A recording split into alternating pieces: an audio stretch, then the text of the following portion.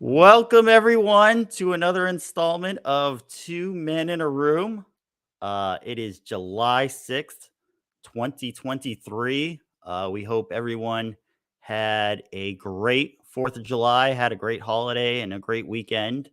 My name is Anthony from Orlando, Florida, and my co-host.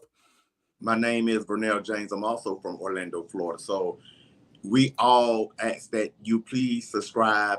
We have a very good contest that's coming up soon. So Anthony, would you please tell them about the contest that we're trying to have? Yes, our contest is going to be for a great prize. Once we reach 50 subscribers on our YouTube channel, we will announce that on a video that we have hit it. You will then be able to comment on that video, and we will take all those names, put them in a bag, and do a raffle style pick. And we will announce who the winner is and what the prize is on that show.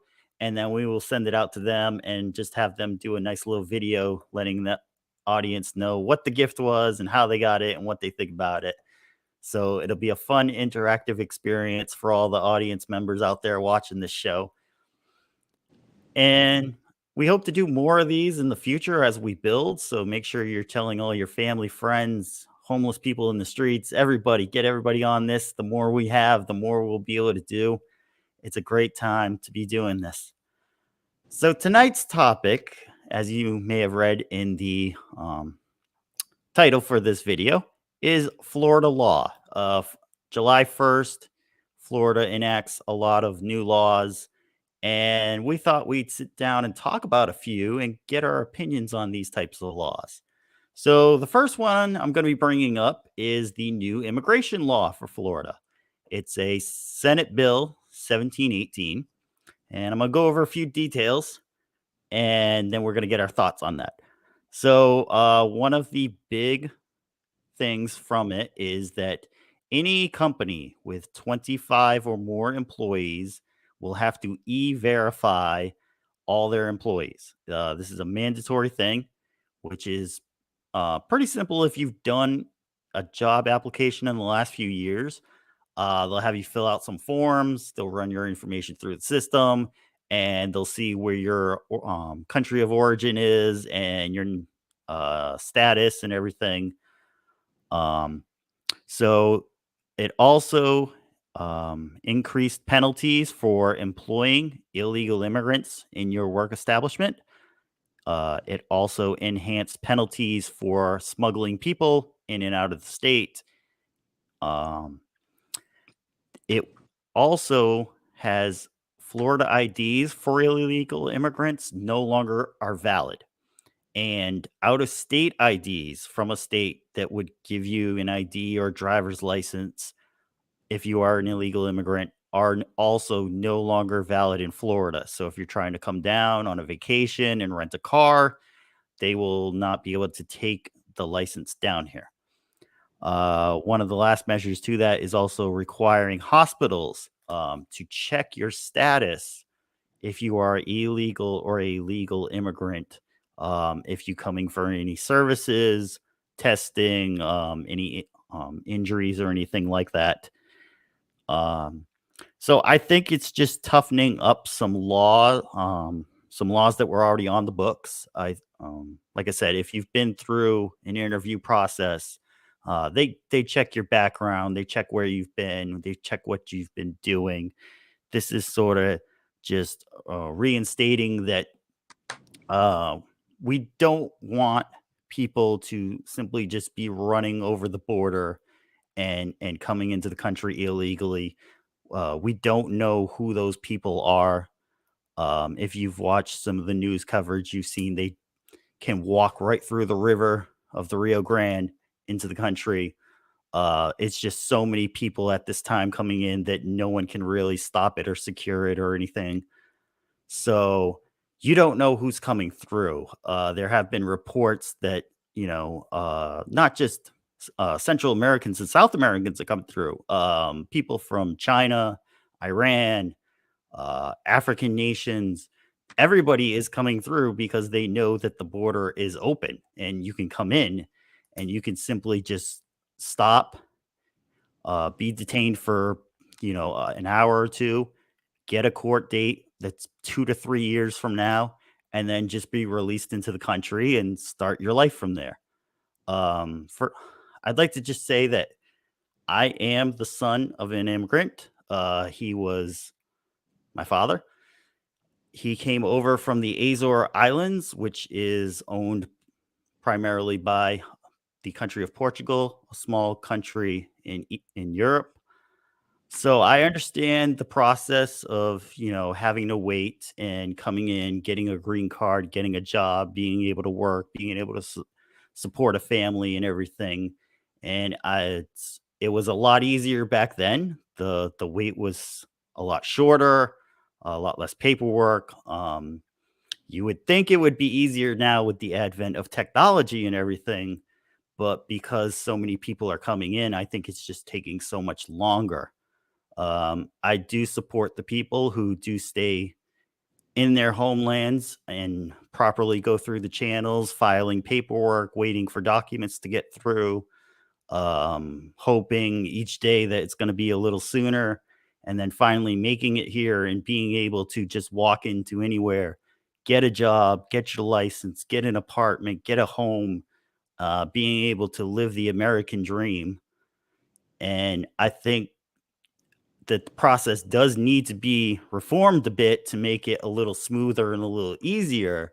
But we do need to verify everyone who is coming into the country. You can't have people just showing up at the door and you don't know who they are. And that's the main thing that all of this is trying to fix is we want to know who you are, why you're coming to the country, where you're going to be, just to make it a much safer place for yourself, your family, and the American people. What are some of your thoughts on that for now? I totally agree with you, but I have one question. I understand that you say 25 people or more. Yes. If your company, Right. So what about those that have less than 25? Is it fair to those that have 25 or more? I just think if if they're going to do this process, it need to be across the board. I understand it's probably a tedious process for those that's 25 or more, but somebody could slip through the loophole with 25 or less. I think it was for the getting the technology in to be able to do this. Certainly, when you run background checks, they do cost a bit. So, for a company that isn't working with a lot of people and not making a lot of money, they were trying to keep costs down. Understandably, you don't want someone who may be an ex mafia or ex gang leader or something you coming into the country and simply working at, Pete's metal shop and staying under the radar until he's ready to do something nefarious here in the country. But I think that also is when you're in a small shop like that, working with everyone, you tend to learn people a lot better. And it's sort of if you see something, say something mode.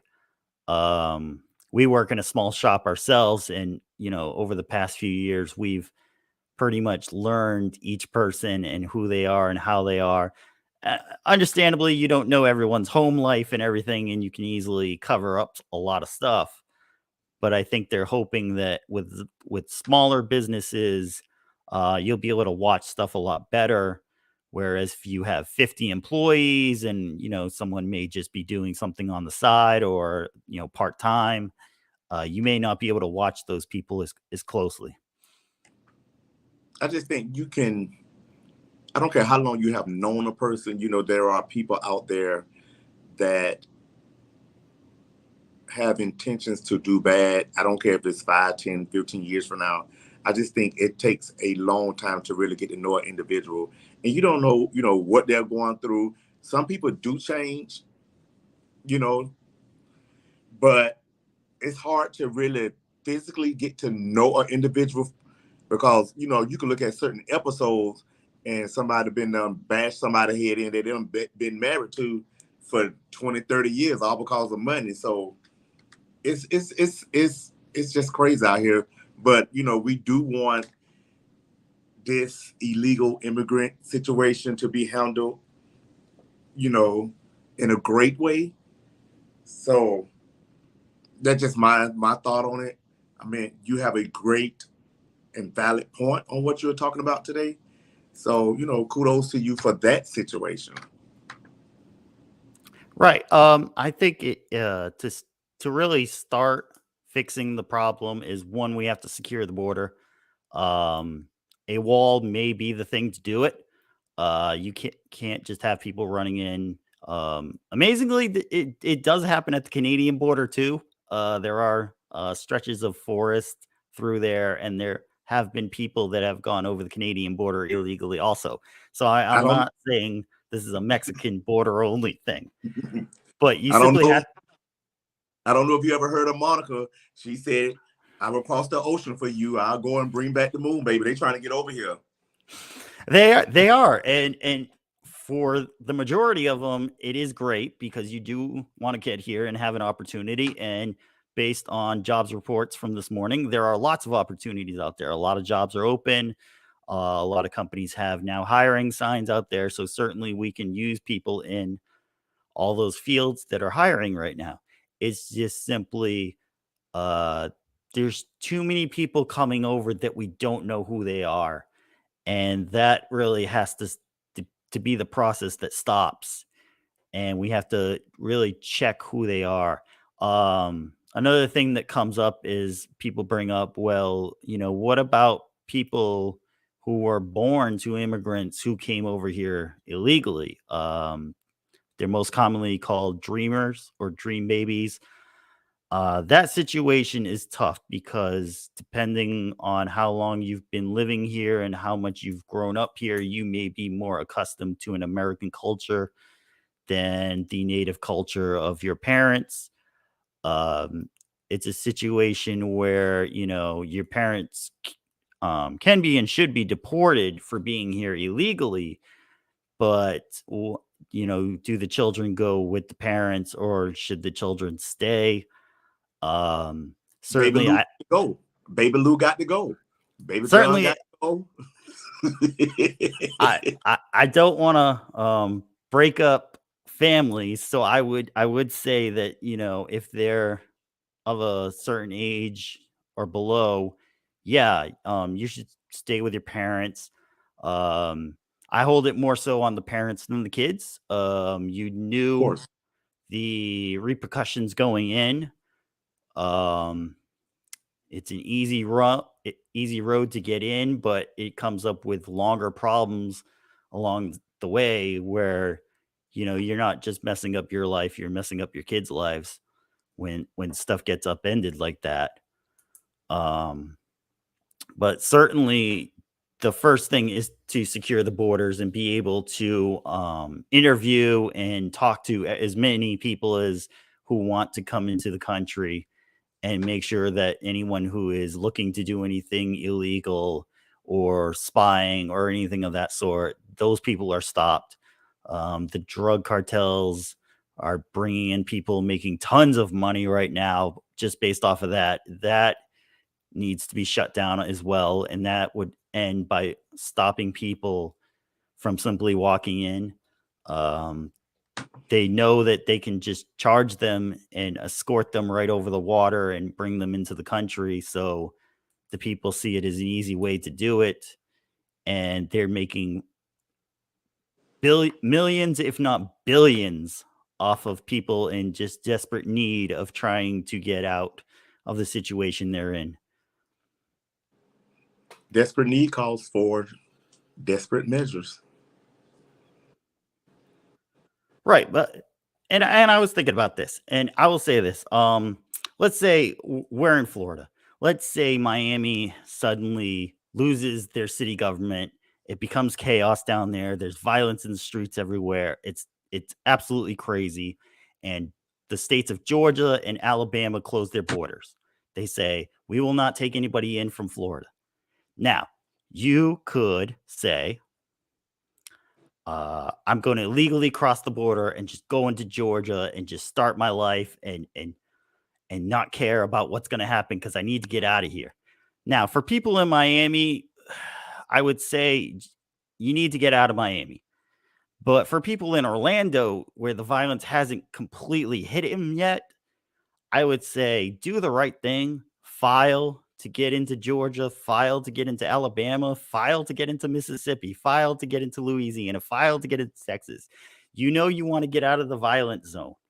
So you know you're either going to walk or maybe take a boat or get out of there by plane even, but file the paperwork to be able to get into those states as freely and legally as possible. It'll make everything so much easier when you are in that new state and you're trying to get a job, you're trying to get a home, learning a new language. As long as you are not immediately in a danger zone, and I know there are a lot of danger zones in Central America, but if you are not immediately in one or can get to a place where there isn't violence, uh, do so with that and then file the paperwork. Try to get into the country legally, and it'll be a lot easier once you're here, and the process will be so much easier. Any thoughts on that one? I think it comes with different situations. You have some that don't know what they're doing, some that need help, some that don't have the money to do it. So I just think it all depends on the situation. Yes, you are correct, but you know, some that come over probably by themselves, with no help at all and just trying to survive, barely making it. But yes, just do it the correct way. That way, long term, you don't have to worry about the situation coming popping back up on you at a later date or time. Right, and I'll piggyback onto that. It also begins with starting immigration reform. Simply creating an app on a phone is not going to do anything to change anything. You need to actually set up new laws, set up a new system, do an actual website where if people don't have a phone, they can maybe hit an internet cafe or find a friend with a computer. Thank you, Elon Musk, for launching his Starlink satellites that are getting internet to more places around the world than other companies are doing. So internet connections are, they're not fast, but they're out there in places to go. So if you create a website where you can put in your information, put in a reason why you're leaving your country, put in who you're bringing, put in all that status and information into that, and then we need to hire on more people to be able to just go through this stuff and and research who the people are, and with a turnaround of say realistically 3 to 6 months, we'd be able to let you know whether we can accept you into the country or not, and then getting forms and documents to you would be a lot better. I don't know all the immigration laws. I'm just throwing out, a basis to start off of. But I think that would be a good basis to start at. Being able to get people to get the information to our government and having enough staffers to be able to start researching everyone and going through stuff, and then being able to make those decisions fairly quickly, within 3 to 6 months or so. And then that way, some people may not be able to get into the country for whatever reason. Again, based on the laws, I have not read them all. And I also want to note, we are not attorneys. We do not practice any type of law. So please do not use anything that we are saying here right now as advice. Please consult with your own personal attorneys on these types of matters. But the system does need a reform. We're not just simply getting people in on Ellis Island in New York anymore. We're getting some serious migration into the good old U.S. of A. And in a lot of ways, we can use some of them, and they can have a great life here. So, All right, well done, well put. We don't have time for no foolishness with he did his little disclaimer, so we're not attorneys. Remember that. remember that. So, I think we said what we could say on that. So, we're going to move on to our next topic. It is the new law for permitless carry. And what that basically stands for is being able to carry a concealed weapon without actually having a physical permit paper on you. It's House Bill 543. I'll give you some details about it. You do have to be over 21 years of age. You do not have to get the permit to have a concealed weapon, but you still need to be eligible to get a weapon. Florida Section 790.06 has all the details on who is able to purchase a weapon, and all the details on where you can have one and where you can't have one, and any laws and regulations against buying them in certain ways, loopholes, as they say, and everything. All that is under that section. This law is basically only stating that you do not have to have a paper permit if you're carrying a concealed weapon. And if you have a concealed permit from another state, you don't need to come in and get a concealed permit from the state of Florida. Again, as long as you're over 21 years of age. Any thoughts on that? I think it could be a good thing and it could be a bad thing. The good thing is, you want everyone to protect themselves no matter what from danger. So I get that part. But to just freely let people get a gun without a permit, there's no background going on. It's just some people gonna just take it out of content and just feel like, hey, I'm 21 and up or over. Well, I can have a gun. No, well, the background check will still be there. That's under Section 790.06. This is basically to say, I did my background check. I got my weapon. I don't need the training and the permit of having a concealed weapon. I think the training is important because you don't want nobody to misuse a gun. It have to be clean. It's a process. You just can't keep shooting a gun without being cleaned. And I just think it should be a class given no matter what. If you're going to carry a gun, at least the individual need to take it upon themselves and go to a class if they're going to have a gun in their possession. I agree with you on that. You should definitely get some type of training. If you've ever had military training, then I guess you could kind of skip it. I would say it's an easier way to do things here in Florida. I think it's a good thing. I think if you go into a room and everyone's packing some heat, what's the old phrase? A long-tailed cat in a room full of rocking chairs. You don't know who's gonna be able to surprise you, so you tend to behave yourself a bit better. If you walk into a 7-Eleven thinking you're gonna rob the place and there's grandma there packing a little 9mm, she may blow you out of the way before the cashier does. So, it takes us kind of back to the Wild West, but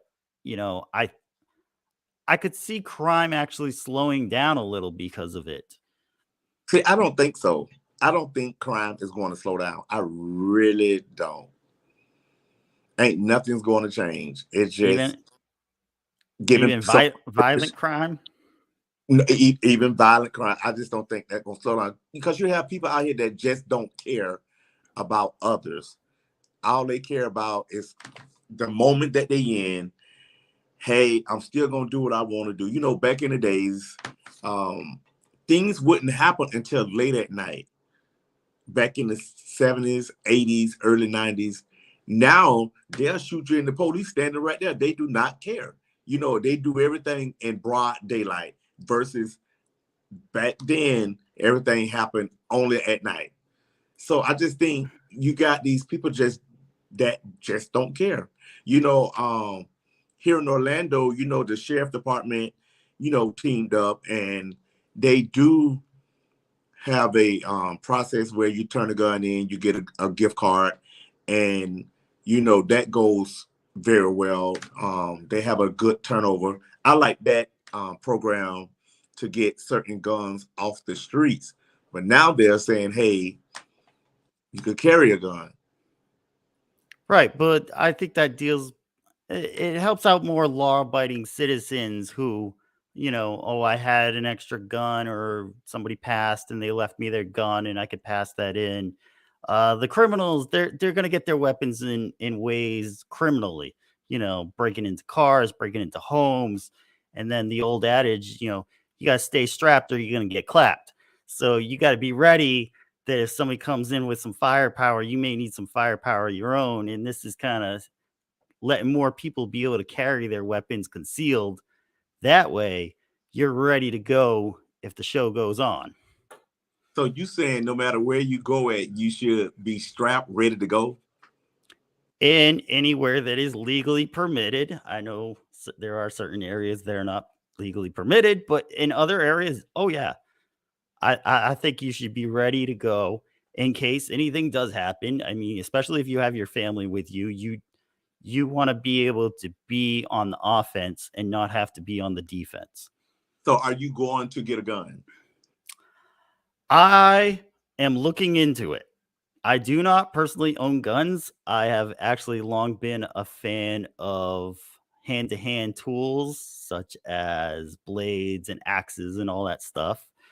But I've realized that some men don't want to do hand to hand and they want to fire from 3 blocks down the row. So, you know what? I got to advance my skills to better protect me and my family. So I am looking into it and we'll see if I find anything I like. And then I'll be able to apply for it. And if I get it, I'll be able to hold it concealed. I'm scared to look at them things, time I touch one, hold one. But I have thought about it, but I haven't made up my mind yet. Okay. Have you ever fired even, say, a No, rifle no. or I never a been to a gun range, none of that. paintball gun, Oh yeah, BB paintball gun. gun? Even yeah, when I was little, a BB gun. Then couple of about a decade, paintballing, which that hurt when you get hit Mhm. by the little paintball. That ain't easy. But I found it rather fun though. Aiming at somebody and actually shooting them with the paintball. But I supposed to be going to a gun range, so we'll see Okay. how that. Yeah, I, definitely. Definitely. I'd like to see you. We may have to go and film that one. hey, I be ready to defend it. It's gonna be a little cackle cause me just holding the gun, it's gonna be a mess. So it'll be some laughter going on right there. Are you looking for anything big like a rifle, machine gun, No, I don't need none of that. AR-15, or Let me start off with the little peon. Let me the little start off with that handguns? little handgun, little 9 millimeter, and then we'll Okay. have to grow from that. Get you into the big 357 Magnum. I mean, I have seen a lot of guns, going into certain places, but I prefer not to have one, to be honest. But it's for my safety, then so be it. Right. I mean, I knew coming into the state of Florida that quite a few people had weapons. You'd actually be surprised. I was working at an oil change place and a guy pulled in with his truck and I took the truck into the service bay and he ran out real quick and said, "Oh, wait a minute. Can I can I let you know something?" I said, "Yeah, what's wrong with the truck?" He said, "Actually, what's something in the truck?" And he said, and he opened his driver's side door and he showed me. He's like, "Just can you just leave that in there for me?" I said, "Yes, I'm gonna leave that in there and I'm not gonna touch it." And Right. his gun was in his driver's side door pocket. And I could not believe that that was actually going on at the time, but you'd be surprised at who's actually carrying right now and driving around. So again, watch out for grandma. You never know what she's going to be doing. You never know. I was went to get something to eat, and I ended up waiting on my food, and individual came up and was talking to 4 young people, maybe 13 to 17, if that. And for some reason, he just hauled off and said, "Yeah, y'all don't know how to fight with your fists. You rather shoot and kill thinking that's good, and it's not." And believe it or not, when they stood up to get their food, each one of those teenagers had a gun on them walking around. So I get it, but then again, I don't get it because, I think as parents, we need to teach them and talk to them about it. But again, when they get of age, they just gonna do what they want to do. But I just couldn't believe that every individual had a gun on them, sitting down waiting on their food. It's crazy. That makes you think right there. That makes you really think. Yes. That is crazy. Well, in other news, what's going on? Well, we have our final new law for Florida that we're going to talk about here on the show is the new alimony law that Governor DeSantis signed into law. Senate Bill 1416, which one of the major factors for that is removing permanent alimony. What is permanent alimony? It was basically after a certain number of years being married, when you were to divorce, if you made significantly more than the other person in the marriage, you would actually have to be paying them for most of their life alimony support, even if they were to find a new job and make more money. If they were to get remarried, I believe it did stop at that point, but a lot of people were just kind of riding the wave on that one. So some other stuff that changed with the law is there was a cap for certain alimony categories. The cap was about 3 years. That was for simply, helping with changing a job or going for education or something like that. There was a category called rehabilitative alimony, which was if you wanted to learn a new skill, if you were going from being a housewife or a house husband to completely starting a new career and process into it, you would actually have to come up with a plan, present it to the court, and then be able to go through with that plan. And they actually put a cap on that for 5 years now and actually said, well, if you don't go through with the plan and aren't showing results, they could actually just stop the alimony altogether. So a few things also changed with the time length of marriages and how they were considering them. So a short-term marriage was moving from 7 years to now 10 years or less. A moderate marriage moved from 7 to 17 years to 10 to 20 years. And then a long marriage was considered anything over 20 years. So that adjusted the alimony amounts that you could get, where short-term marriages, you were only getting about, I believe, 25% alimony of the salary. Moderate, you were getting about 50%. And then long-term, you'd get about 75%. Some of the states that actually still have permanent alimony in place, so be careful where you get married: Connecticut, New Jersey, North Carolina, Oregon, Vermont, and West Virginia. If you do get married in those states, there is still permanent alimony, and a lot of times they will disregard the situation that caused the marriage to dissolve, which is another thing that got changed with this law. Judges were now able to consider why the marriage was dissolved. Was there abuse? Was there cheating? Were there any mental health issues going on? They could take those into factoring now whether alimony could be paid out or should be paid out. So I think it makes the process a little more even. The laws that were on the books before were kind of created back in the day where you'd have housewives and men who made most of the money in careers. So if they were to get divorced and there were children, the man would still be supporting the wife and the kids, even though she had moved out and gotten her own place or moved on to her own thing. So with the new times that we are in now and a lot of women getting their own careers going and sometimes not having children altogether, they're in a better position that they may not need the alimony versus simply just getting it all the time. So I think it kind of evens it out. What are your thoughts on this? I think it all depends on why they are getting a divorce. You know, example, allegedly, Mary J had to pay her ex-husband between $10,000 and $30,000 a month when she caught him cheating. In my opinion, he shouldn't get anything. I don't care nothing about the lifestyle he was living. He got caught cheating, so he don't need no coins from her. He should have thought about it before he went out there and started cheating. I think that's more to do with the state they got married in. Some of these, I don't care about the state either. He got caught cheating.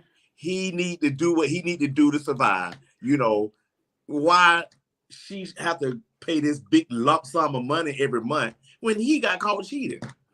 some of He these should have thought about it. 50, some of these 50-50 states where you do get married in, they have no fault rules that it doesn't matter what happened. The marriage is simply being dissolved. We need to separate all the assets and come to some kind of agreement on who's getting what and what's going where. And if a certain person in the marriage is making a lot more money than the other one, they will more than likely set up an alimony to keep them in the way that they were living for as long as they need to. A lot of times you have to go back in and fight that really hard to get that changed. So Yeah, it definitely be I think changed. it's the state more than anything telling people, it doesn't matter what you do.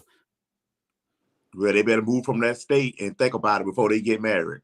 Because half of their assets and coins going to that significant other that done cheated, that's crazy to me, So they just need to be careful on who they're going to marry and what state they're going to marry them in. Because you got to protect them. You got to protect money. You got to protect your money at all costs. Because some people, that's what they looking at. Majority of the time is, oh, this person got money. I'm going to stick it out, marry them. I mean, it's crazy. Just get a job and work for what you want and live the lifestyle that you want. Well, certainly if you think you're marrying the next Britney Spears, I would suggest going out to California, going to the Beverly Hills Hilton, get yourself married there. You'll be set. All set. It's over with Britney Spears. When the last time you heard anything about Britney Spears? It's over. Oh, she's coming back. She was in the news this morning. We can get into that if you want to.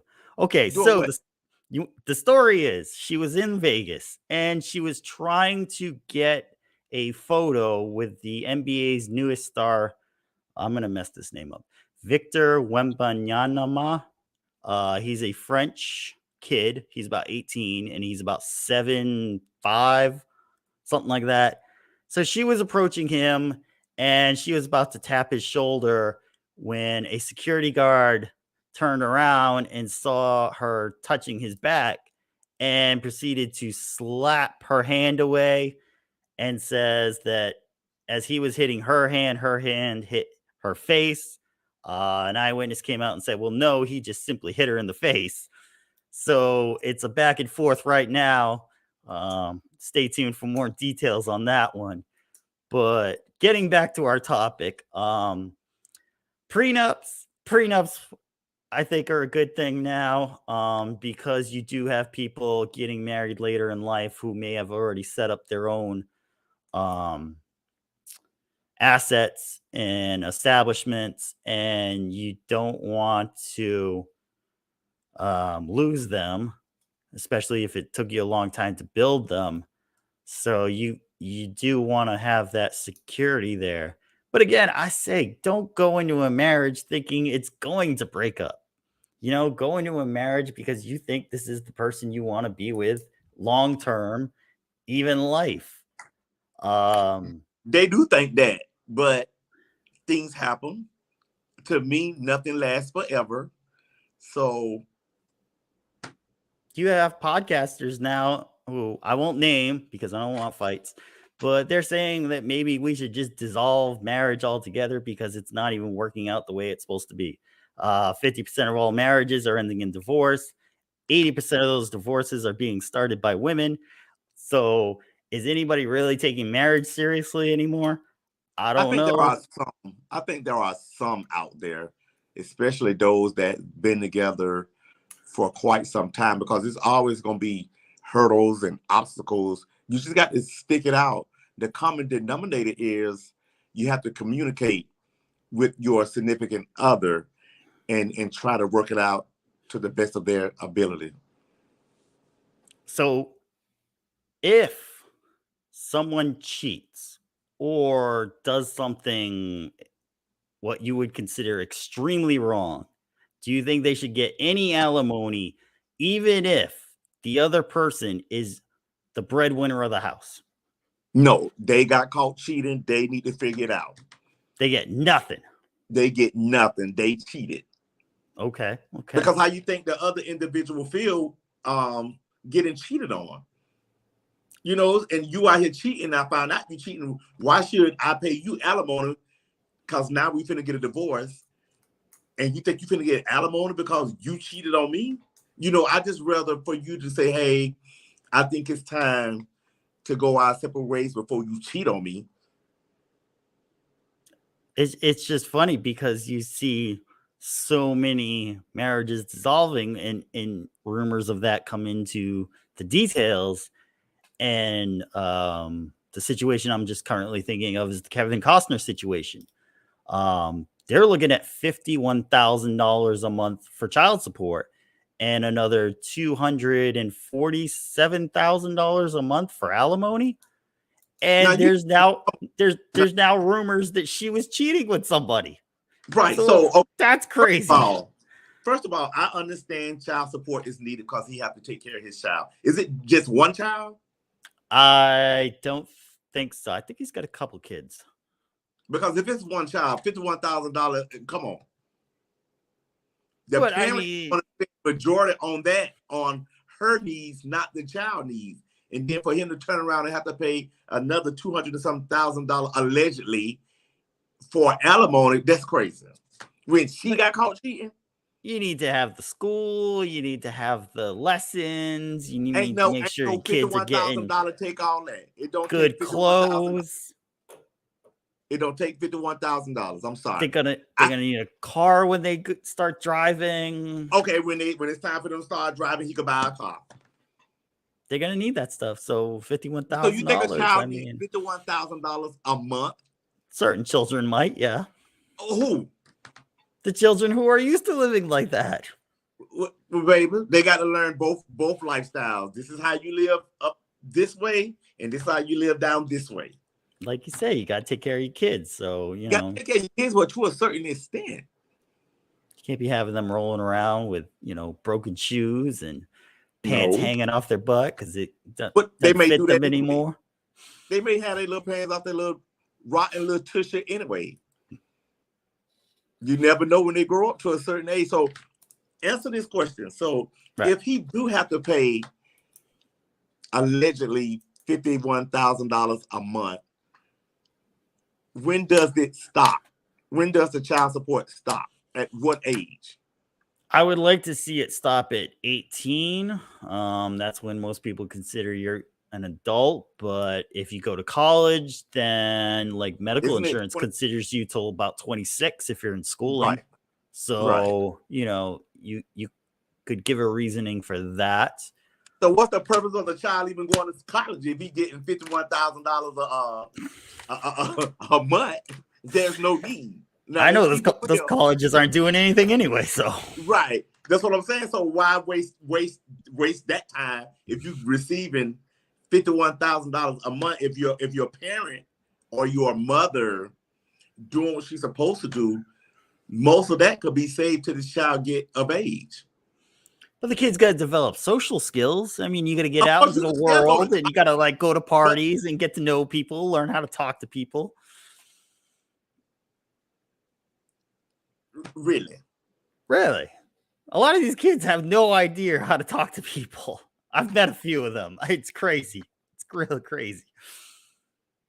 well, I think it's real crazy that someone have to pay $51,000 in child support. Now, if it's more than one child, I guess, but she don't need that much money. Not if she gonna be getting alimony, child support. So you talking about $300 or some $1,000 a month? That's Yeah. ridiculous.